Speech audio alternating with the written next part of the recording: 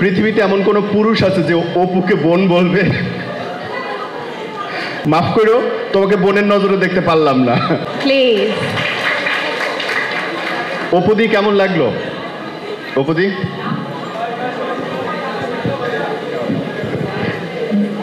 অপু দি কেন, অপু দিদি না হয়ে শুধু দি কেন হলো?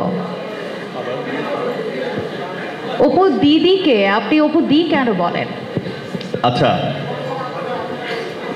ওকে, দিদি হচ্ছে বোন। ওকে। পৃথিবীতে এমন কোনো পুরুষ আছে যে অপুকে বোন বলবে? যদি সে বোন বলে ও পুরুষই না। So D for Diva.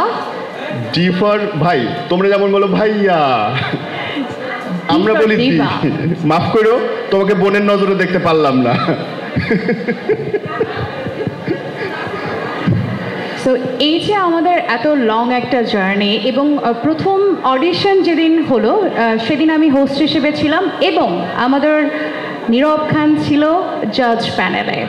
So প্রথম দিন আপনি যখন দেখলেন যে আমাদের পার্টিসিপেন্টস যারা ছিল, অডিশন দিতে যারা এসেছিল, ওরা ঠিকভাবে কথা বলতে পারছিল না, ঠিকভাবে দাঁড়াতে পারছিল না, বাট আজকের যে পারফরমেন্স তাদের, এই যে দীর্ঘ একটা আমার কাছে মনে হয় যে গ্রুমিংয়ের পরে তারা এখন বর্তমান যে অবস্থাতে আছে, সেটাকে আপনি কিভাবে দেখবেন?